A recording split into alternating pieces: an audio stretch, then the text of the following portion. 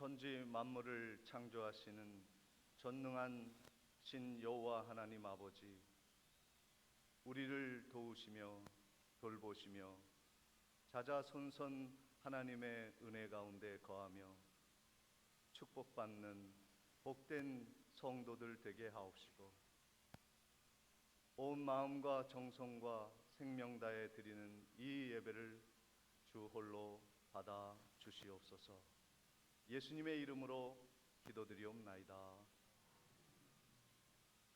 다 같이 일어나셔서 찬송가 3장 찬양하시겠습니다.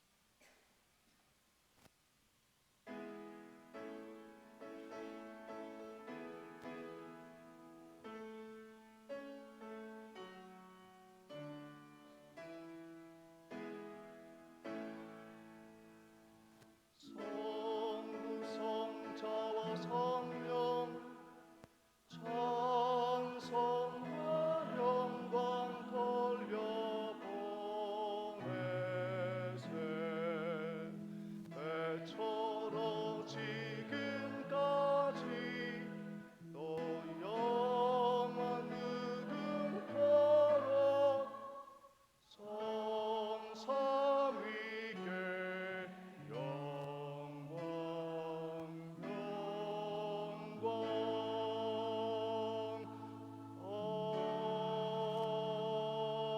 아멘.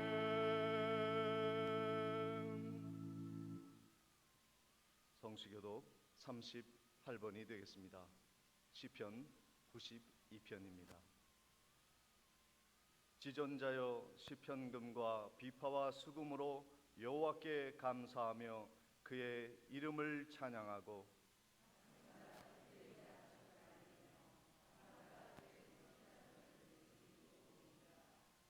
여호와여, 주께서 행하신 일로 나를 기쁘게 하셨으니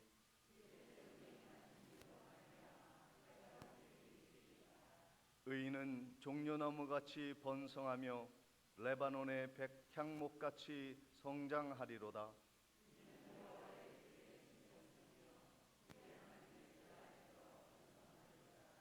그는 늙어도 여전히 결실하며 진액이 풍족하고 빛이 청청하니 여호와의 정직하심과 나의 과유되심과 그의 불의가 없음이 선포되리로다. 아멘. 전능하사 천지를 만드신 하나님 아버지를 내가 믿사오며 그 외아들 우리 주 예수 그리스도를 믿사오니 이는 성령으로 잉태하사 동정녀 마리아에게 나시고 본디오 빌라도에게 고난을 받으사 십자가에 못 박혀 죽으시고 장사한 지 사흘 만에 죽은 자 가운데서 다시 살아나시며 하늘에 오르사 전능하신 하나님 우편에 앉아 계시다가 저리로서 산자와 죽은 자를 심판하러 오시리라. 성령을 믿사오며 거룩한 공회와 성도가 서로 교통하는 것과 죄를 사하여 주시는 것과 몸이 다시 사는 것과 영원히 사는 것을 믿사옵나이다. 아멘. 다 같이 찬송가 79장 찬양하시겠습니다. 찬양 후에 김우령 장로님의 기도가 있겠습니다.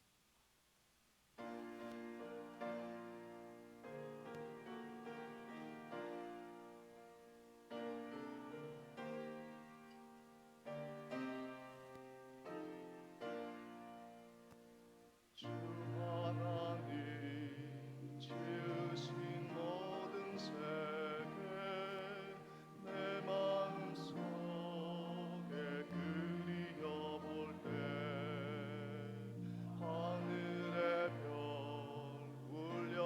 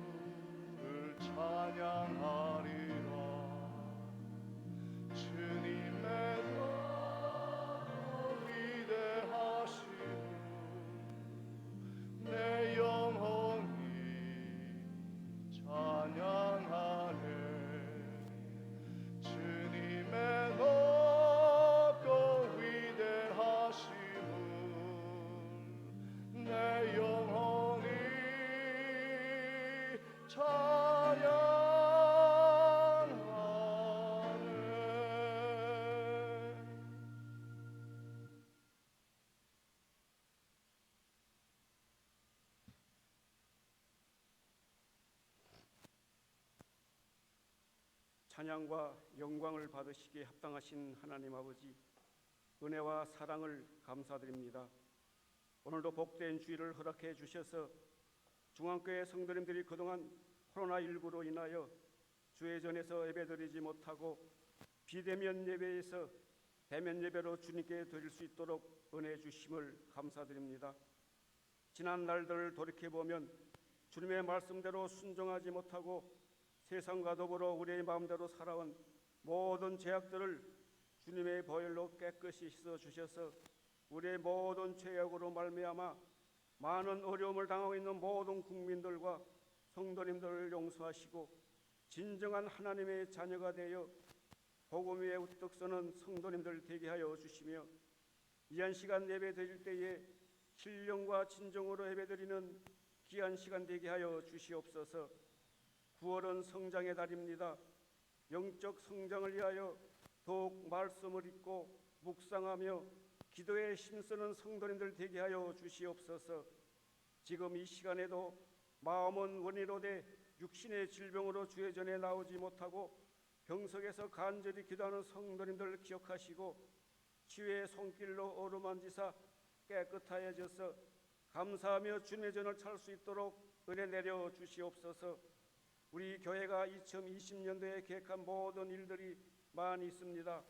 목사님의 목회 계획이 다 이루어지는 한 해가 되게 하여 주시며, 코로나로 인하여 어려움을 당하는 이 나라 이 민족을 사랑하여 주셔서 어서 좋게 코로나 전 시대가 돌아올 수 있도록 은혜를 더하여 주시옵소서. 아직도 영상 예배로 드리는 주일학교 학생들의 예배와 구역 예배도 속히 회복될 수 있도록 은혜 내려 주시며, 모든 기관들이 하나가 되어서 말씀 충만, 성령 충만, 은혜 충만하여 사랑이 넘치는 복된 중앙교회가 되게 하여 주시옵소서. 우리 교회가 해외에 건축한 많은 교회들과 특별히 말라이 교실 건축과 탄자니아 키로사 장로교회 건축을 주님이 인도하여 주셔서 무사히 하나님께 드려지는 그 시간까지 하나님이 친히 역사하시며 주관자가 되어 주시옵소서. 이 시간에 말씀을 들려주실 목사님께 영육의 강건함을 더하여 주시고 지혜와 성령 충만함을 더하여 주시며 성도님들의 푸른 초장과 잔잔한 시냇가로 인도함에 부족함이 없도록 은혜 내려 주시며, 말씀을 듣는 자들에게도 옥토와 같은 마음을 허락하셔서 마음의 문이 열리고 성령의 열매를 맺을 수 있도록 성령님 역사하여 주시옵소서. 찬양을 드리지 못하고 특성으로 하나님께 영광 올려드리는 찬양을 주님이 받아주시며 성가대의 찬양이 회복될 수 있도록 은혜 내려 주시옵소서. 지금은 예배를 드리고자 하는 처음 시간입니다. 마치는 끝 시간까지 성령 하나님이 함께하여 주시며 주님 영광 받아 주시옵소서. 늘 우리를 지켜주시는 예수님의 이름으로 기도드리옵나이다. 아멘.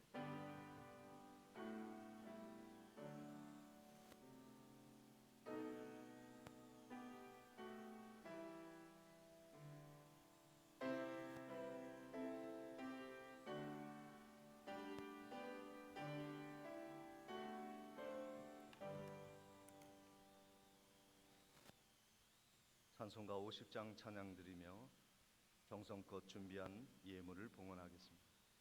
살리라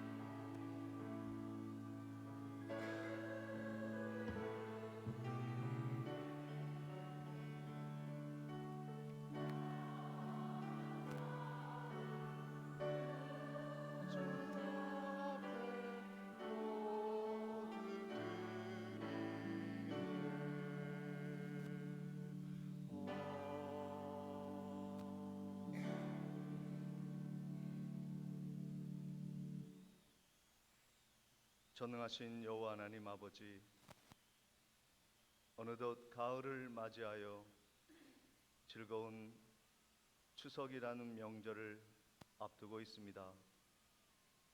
하나님의 은혜가 있기에 이 환난 속에서도 우리의 일상을 하나님이 지켜주시고 또 돌보아 주셨기에 이렇게 은혜 가운데 지금까지 생활하며 살아오게 하신 것 참으로 감사를 드리며 예물을 바칩니다.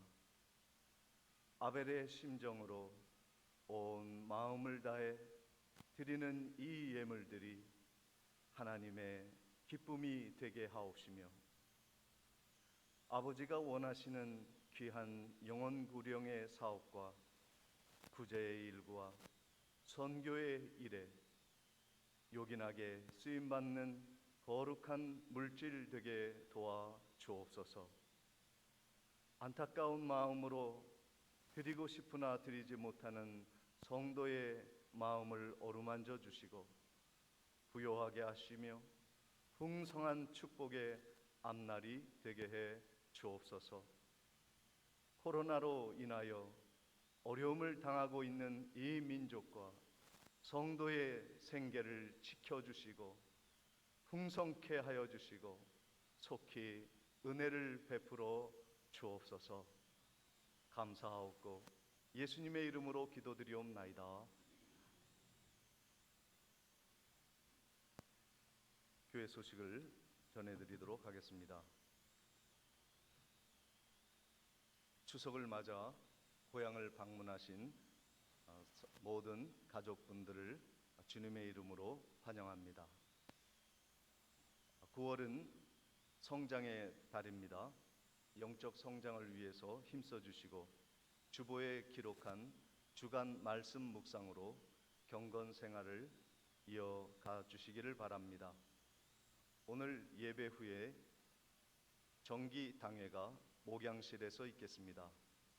그리고 예배 직후에 원로 장로님, 은퇴 장로님, 시무 장로님들께서는 친교실로 잠시 모여 주시기를 바랍니다. 주보 사이에 끼워 넣어드린 추석 가정 예배 예식서를 통해서 추석을 통해 온 가족이 함께 주중에 예배를 드려주시면 감사하겠습니다. 주일 오전 예배는 지금처럼 정상으로 드리며 새벽 기도에는 개인 기도로 그리고 모든 그 외의 공예배 소모임은 비대면으로 계속 드리도록 하겠습니다. 성도님들이 들어오실 때 여러 감염 예방을 위한 조치들에 모두 잘 동의해 주시고 참석해 주셔서 감사를 드립니다. 보건복지부 정책에 따라서 감염병 예방을 위한 출입 명부를 작성 중에 있습니다.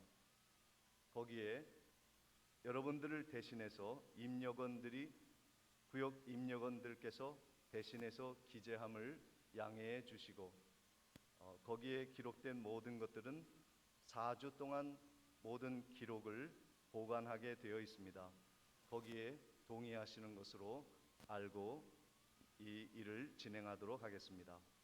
이상으로 광고를 마치고 하나님의 말씀 요한 1서 2장 1절 2절 말씀을 봉독해 올리겠습니다.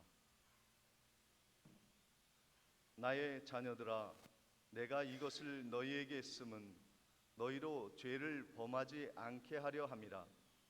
만일 누가 죄를 범하여도 아버지 앞에서 우리에게 대예언자가 있으니 곧 의로우신 예수 그리스도시라. 그는 우리 죄를 위한 화목제물이니 우리만 위할 뿐 아니요 온 세상의 죄를 위하심이라. 아멘. 이 시간 특송이 있으시겠습니다.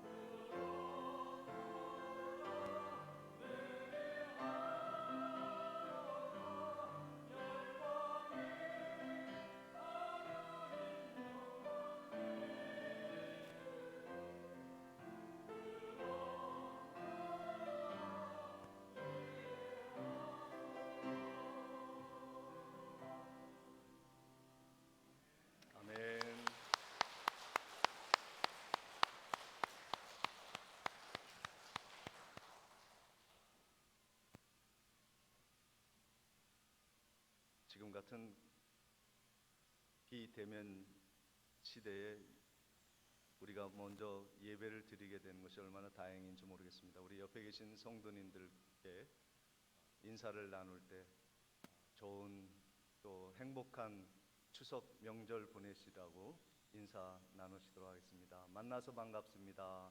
좋은 즐거운 추석 명절 보내시기 바랍니다.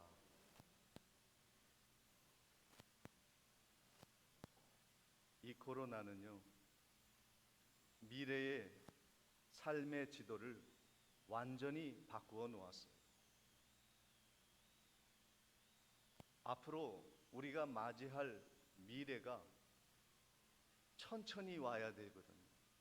그래야 우리가 마음의 대비를 하고 준비를 하고 미래를 향해 나아가게 되는데, 이 코로나가요 어떤 일을 일으켰냐면 앞으로 20년, 30년 그 이후에 올 시대의 현상들을 급속하게 우리의 삶의 앞자리에 갖다가 놓은 거예요.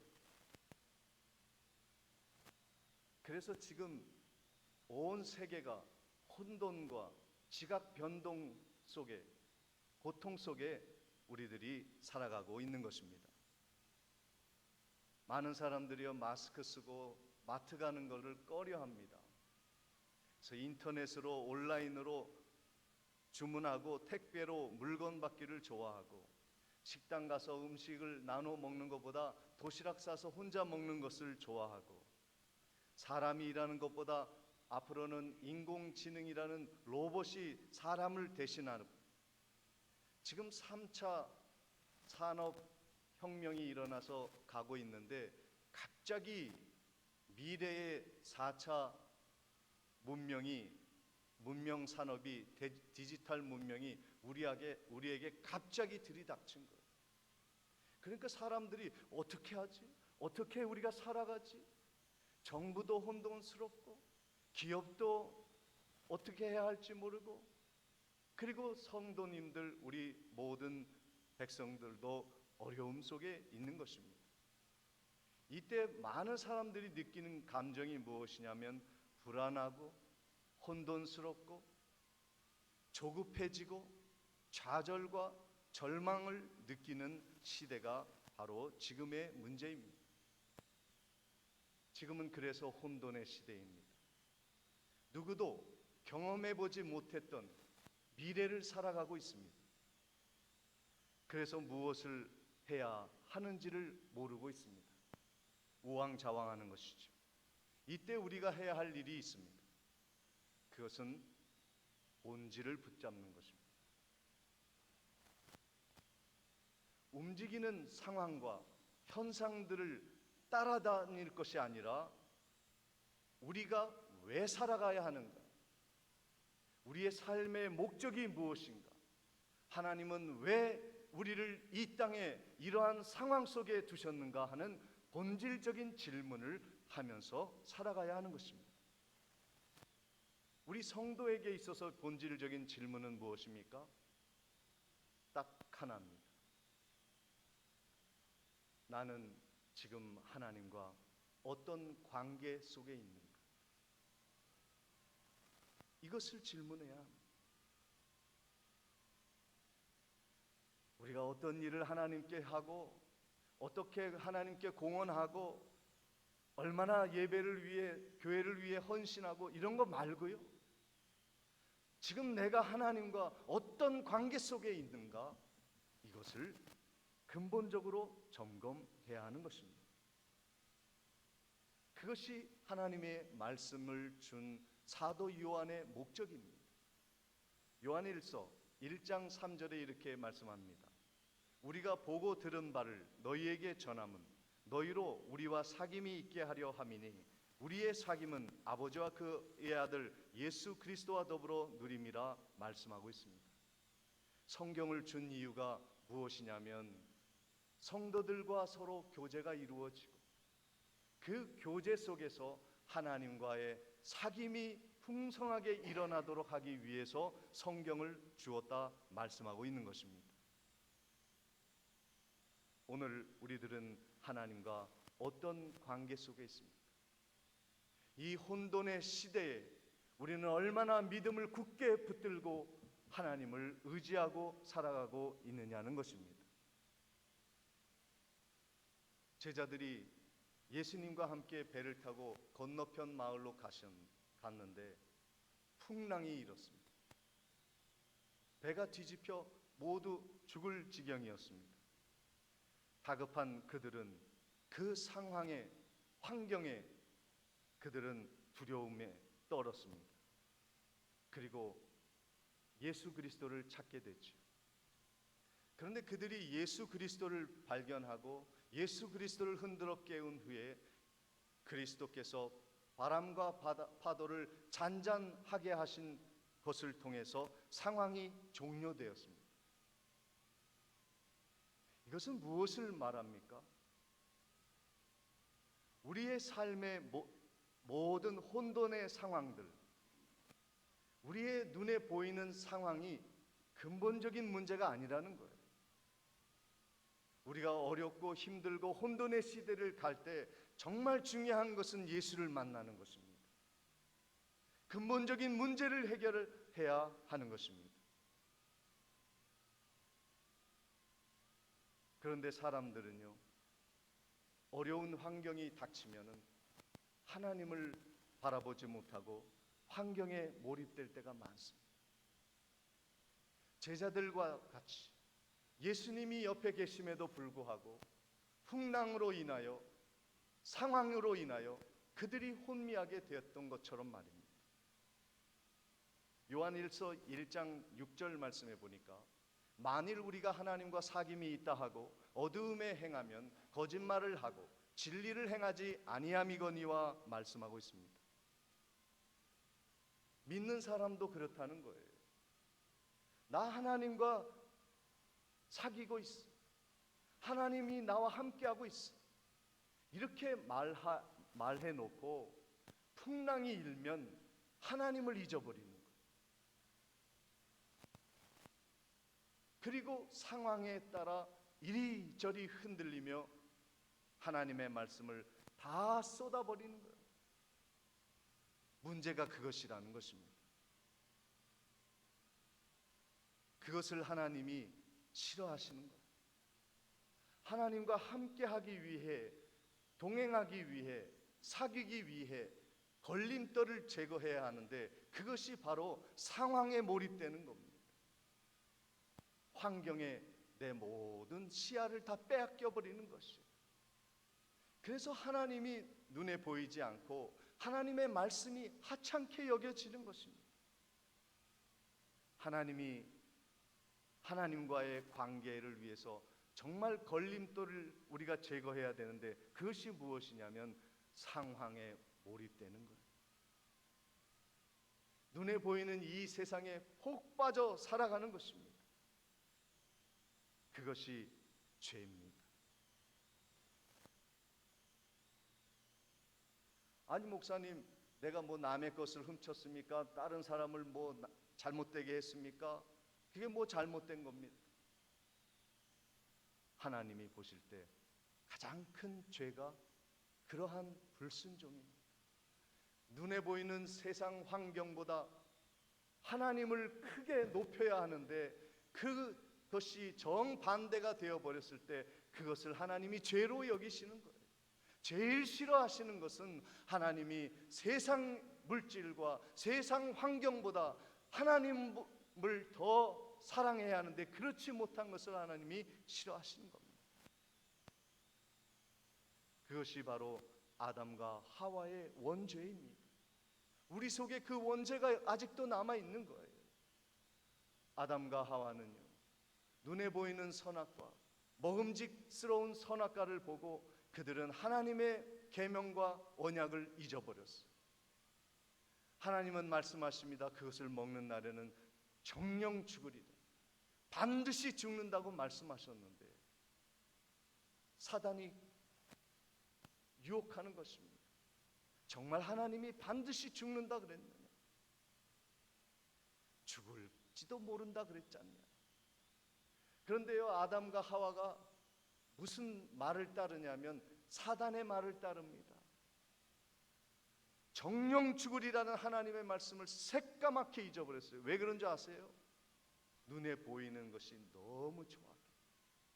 그 선악과를 반드시 먹어야 하는 그 생각에 함몰되어 있기 때문에, 상황에 함몰되어 있었기 때문에 그들은 말씀을 저버린 것이. 이것이 죄입니다. 이것이 원죄. 이 죄악을 우리가 고스란히 가지고 살아가는 것입니다. 그런데 우리들은요, 이 상황보다 하나님을 붙들어야 축복받는다는 것을 나중에 깨닫게 되는 것입니다. 당장의 눈앞에 있는 유익보다 하나님의 말씀을 지키는 것은 참 힘들고 고통스러운 일이지만, 나중에 보면 그렇게 한 것이 결국 나에게 축복이었구나 하는 것을 우리는 늦게 깨닫게 되는 것입니다. 요셉의 형들도 그랬습니다. 요셉의 형들은 상황을 붙들었어. 상황을 통제하고 싶었어.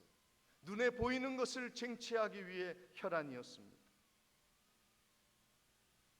환경적으로 손해보고 열악한 환경을 사는 것을 참지 못했습니다. 반면에 요셉은요, 상황이 어땠든지, 그것이 좋든지 나쁘든지, 나에게 유익이 되든지 불이익이 되든지 상관하지 않고 하나님의 말씀이 무엇인가, 하나님이 나에게 어떤 생각을 갖고 계신가, 그것만을 골똘히 생각한 거예요. 그런데 나중에 어떻게 되었습니까? 요셉이 총리가 돼요.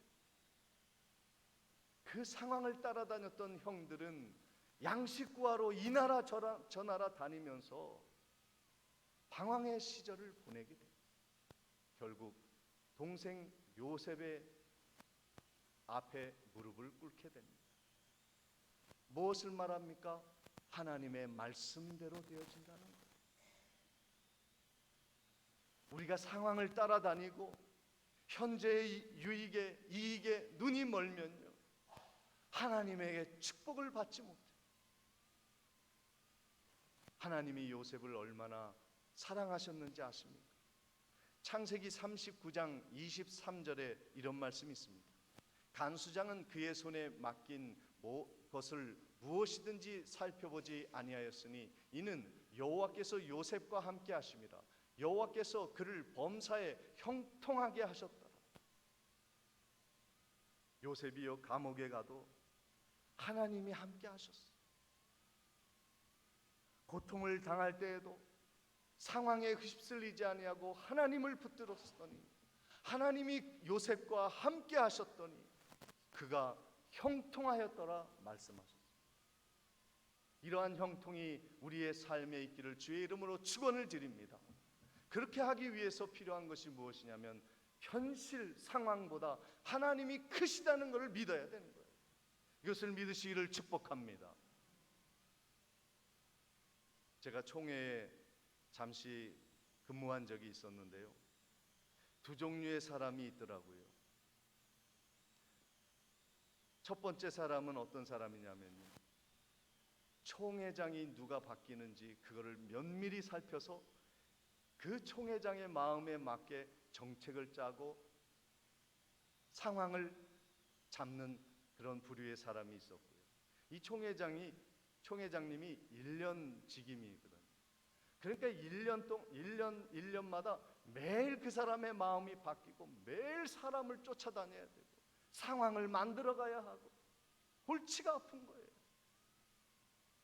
그런데 또 다른 부류의 사람이 있는데요, 총회장이 누가 오든 간에 하나님이 나에게 이 총회로 부르셔서 맡겨주신 직임을 나는 하나님을 바라보면서 하나님의 영광을 위해서 나는 일합니다.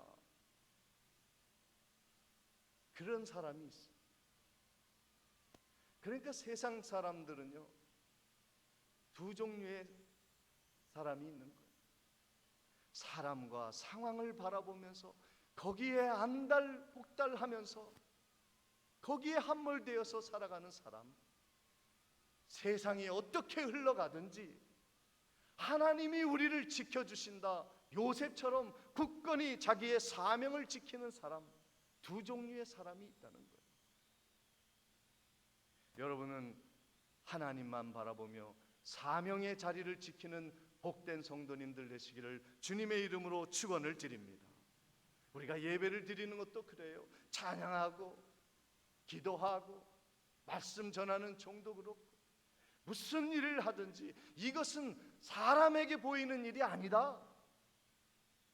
하나님 앞에서 우리는 예배를 드리고 하나님께 섬김의 사명의 삶을 살아가는 것이다 라는 생각을 가질 때 하나님이 그와 동행하시는 것입니다. 하나님이 동행하시면 요셉처럼 형통의 축복이 있을 줄 믿습니다. 사도 요한이 우리들에게 이 말씀을 주신 목적이 무엇이라 했습니까? 죄 짓지 말라. 이 말씀을 주신 거예요. 오늘 본문 1절 상반절에 보시면 나의 자녀들아 내가 이것을 너희에게 쓰면 너희로 죄를 범치 않게 하려 합니다. 여기서 죄는 무엇을 말하냐면 지금까지 말씀드렸던 원죄를 말씀드리는 겁니다. 하나님의 말씀을 우리가 듣고 읽고 묵상하는 이유가 무엇이냐면 오늘도 우리 앞에 펼쳐지는 이 코로나의 불안한 환경이 우리 앞에 펼쳐져 있지만 이것을 바라보지 않고 이 배후에서 이 역사를 주관하시고 요셉과 함께 하셨던 하나님이 형통하게 하시는 하나님이 오늘 우리와도 함께 한다는 것을 믿으라. 그것을 위해서 하나님이 말씀을 우리에게 주신 겁니다. 그러므로 오늘 우리들이 이 코로나 위기 속에서 지켜야 할 것은 하나님의 말씀입니다. 오늘 본문 4절 말씀에 보니까 그를 아노라 하고 그의 계명을 지키지 아니하는 자는 거짓말하는 자요 진리가 그 속에 있지 아니하되 그랬습니다. 우리가 하나님을 알아요. 하나님을 믿어요. 그런데 환경이 우리 앞에서 우리를 힘들게 하면 왜 우리가 하나님을 잊어버리죠? 왜 말씀을 제쳐놓고 있습니까? 하나님의 말씀을 다시 행하고 이 코로나의 불안하고 혼돈된 상황 속에서 더 하나님의 말씀을 지켜나가는 성도님들이 되시기를 바랍니다. 예수님이 이 땅에 오신 이유는 우리의 그 원죄, 우리의 회개치 않는 그 죄악들, 우리가 어찌할 수 없는 이 원죄를 주님이 해결하시기 위해 이 땅에 오셨습니다.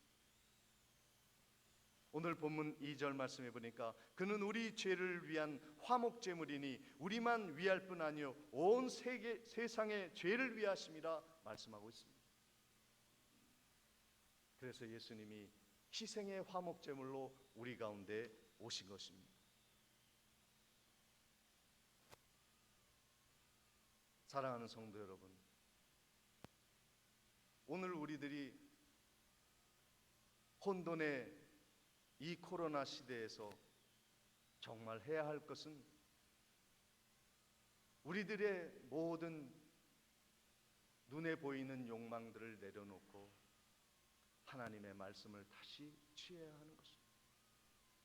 그리고 요셉처럼 예수님처럼 우리 주변에 방황하는 사람들을 다시 하나님께로 이끌어갈 수 있는 십자가의 은혜를 담은 성도들이 되어야 하는 것입니다.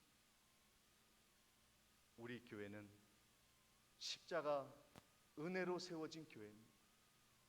능력 있는 사람이 교회 세운 것이 아니라 이 십자가의 은혜를 경험한 연약한 성도들이 모여 교회를 지금까지 세웠습니다. 추석을 통해 가족이 모였을 때 십자가의 사랑으로 서로 희생하고 아껴주고 섬김을 통해서 혼돈하는 이 세상, 우리 자녀 그리고 이 민족을 바르게 세워나가는 복된 성도님들 되시기를 주의 이름으로 축원을 드립니다. 전능하신 여호와 하나님 아버지, 이 화목의 직분을 세상 사람들에게 주지 아니하고 우리에게 주셨사오니 잘 감당하며 이 추석 명절을 통하여 하나님과 동행하며 형통한 삶을 살아가는 복된 은혜를 베풀어 주옵소서. 예수님의 이름으로 기도드리옵나이다. 다 같이 일어나셔서 찬송가 90장 찬양하시겠습니다.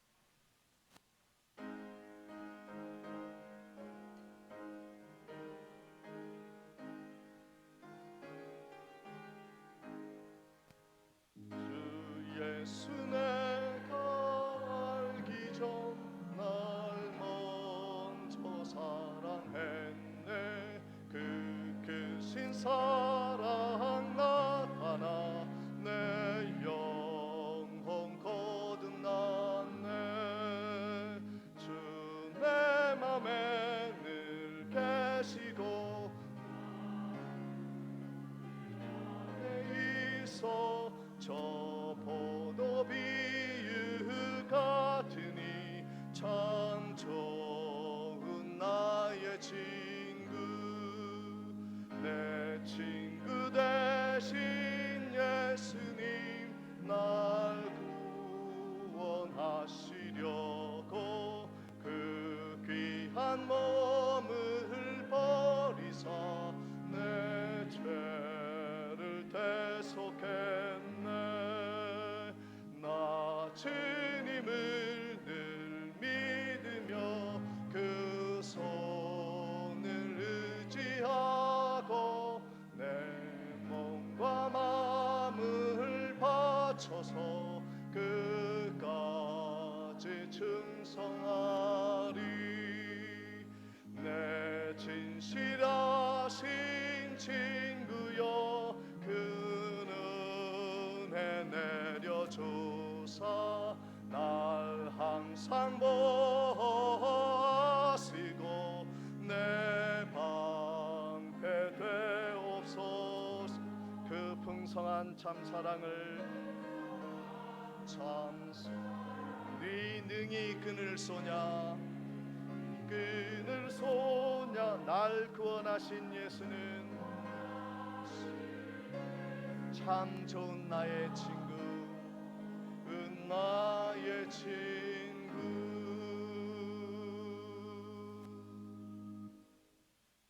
지금은 우리 주 예수 그리스도의 은혜와 하나님 아버지의 무한하신 사랑과 성령님의 감동, 감화, 교통하심이 우리 눈에 보이는 환경과 상황에 몰입되지 아니하고 굳건히 하나님의 진리의 말씀을 붙들고 하나님과 동행함으로 형통케 하시는 하나님의 역사를 보겠다 다짐하는 성도의 앞날 위에, 그리고 이 추석을 통하여 부모님과 사랑하는 고향을 찾아 방문하는 모든 자녀와 후손의 앞날 위에 지금부터 영원토록 함께 있을지어다.